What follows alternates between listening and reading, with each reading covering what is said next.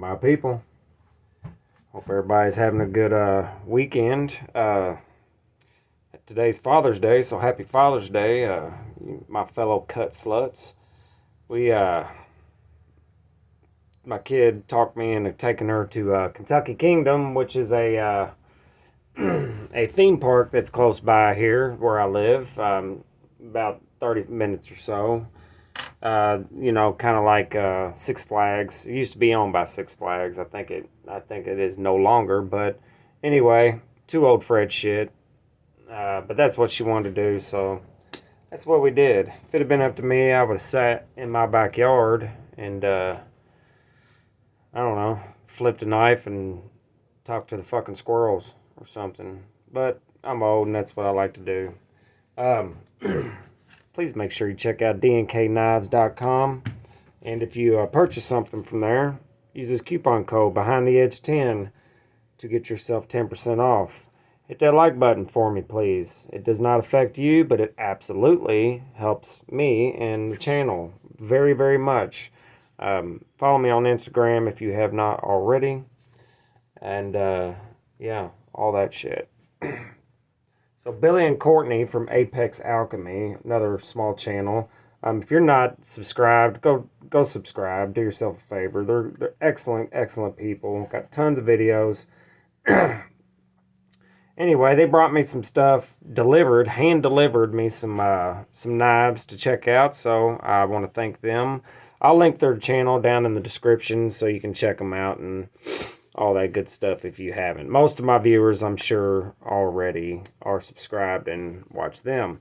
But some of what they brought, one knife will be in this video, but as you could tell from the thumbnail, I was going to talk a little bit about cold steel today. This American Lawman, this is mine. I got this the other day on a yard sale find. Excellent knife. Got a really good deal on it. Couldn't believe it, so I jumped on it. Didn't come with the box. Looks like it'd been carried but never used. Crazy good condition. Anyway, this is the S35VN, made in Taiwan. Crazy good knife for the money. It does have the triad lock, but this particular model does not have the liners like the knife I'm getting ready to show you.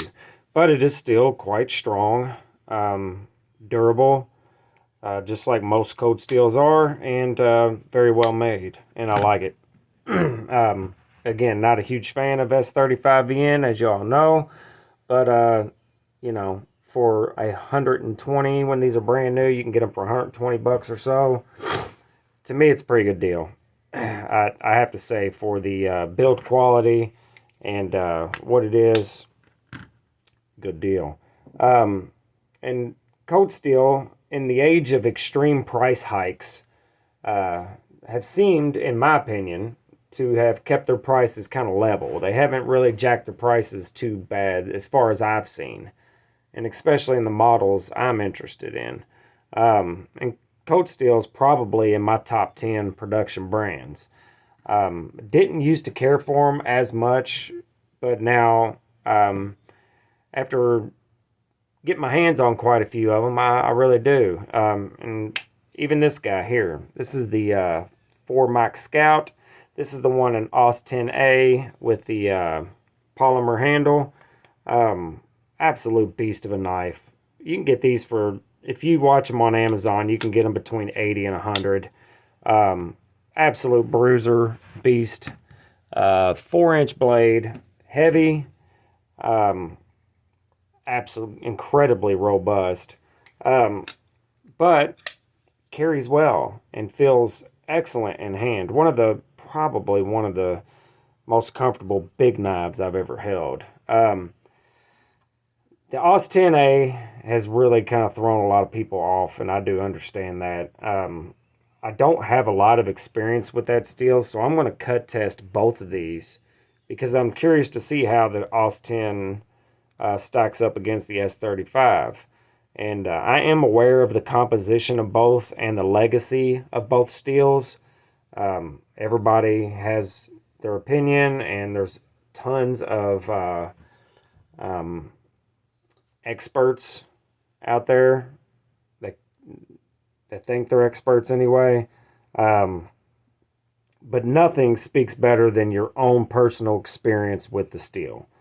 What you put it through, what works for you. So I'm going to do my normal weird cut testing that I do, which just is I'm just trying to simulate 1 week's worth of use to see how well this, especially the OS 10. I'm pretty sure their S35 is pretty good, but I want to see how well this stacks up. Now the blade is extremely robust. It is not super thick behind the edge, but thick enough to where you could probably abuse the absolute crap out of this thing and it wouldn't harm it at all. What I'm more concerned with is the how well it cuts and the edge retention, because that's just what I get into. I get into the edge retention. The very little, I have had OS 10 once. It was in a 80-20.5, and it kind of, in my opinion, it functions about as good as VG10 or 154 CM. Now I know they're not the same steels, probably not even close to them in composition, but that's what it felt like and worked like for me. So I want to see how well this does. I would say for OS 10, this is probably the best OS 10 you can get. And, you know, I don't know that for sure, but I'm going to say it anyway. So, you know, it'd be nice if they would go back to the XHP that they used to use. I have no clue why they stopped using it. It's not like it's a hard steel to get. CTS XHP, in my opinion, is head and shoulders better than S35. Just far and away better. So that'd be awesome if they go back to that.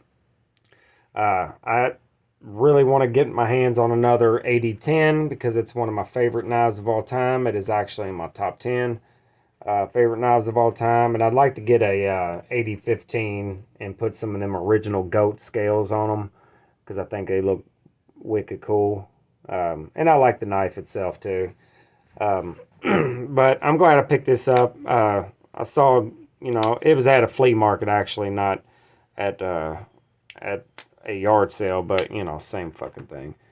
But saw it, had to grab it, got a good deal on it, and I'm going to punish the absolute crap out of it. And then I'll probably give it away to one of you guys. So be on the lookout for that. This 4MAX Scout belongs to Billy and Courtney. As soon as I'm able to, I'm probably going to grab one of these too. I'm not at all interested in the $400 and something 4MAX Extreme Super Duper whatever they're calling it now. It just has S35VN and G10 handles. In my opinion, that is grossly overpriced. But as far as this one goes, this one and the SR1 and the 8010, the 8010 is a smoking deal at DLT. They got it for $140. That to me is just a mind-blowing deal. So I'd recommend that knife and that deal at DLT. Go jump all over that if you haven't already. And they come in different colors nowadays too, so that's pretty cool. Instead of just the regular black on black or black on stonewash, they have FDE and OD green and all that good stuff. Let me know in the comments what your favorite cold steel is, because I have not tried them all, because some of them are wild as fuck and just crazy knives. Some of them are as big as my workbench. And then, you know, that's cool. I just have no use for that. I'm not gonna, you know, I'm not gonna tackle a bulldozer with it. So I have no intentions of owning one of those, but they're still cool for what they are. But let me know in the comments what your favorite cold steel is and what you recommend. And that'll probably be all I got for today. I am going to do a standalone video for cut testing on both of these. I'm going to try to do them both at the same time, so I kind of get a better idea of how well the OS 10, if it's even close to as good as the S35, then I'm totally happy. Now, I am aware the cutting geometry on both of these knives are night and day different. I get it. The stock thickness, I get it. But behind the edge, they're not incredibly different. I will put them on calipers and tell, but you know, you can judge from yourself if you have any kind of common sense. You can kind of judge for yourself, you know, in the comparison. I don't know any other way to explain that, so I'm just going to not. All right, guys, make sure you're good to each other, love each other. You know, wish your father happy Father's Day. That'd be nice of you. Um, all the fathers out there, happy Father's Day. Be good to each other. Life's short. Don't be a cunt because nobody will like you. Later.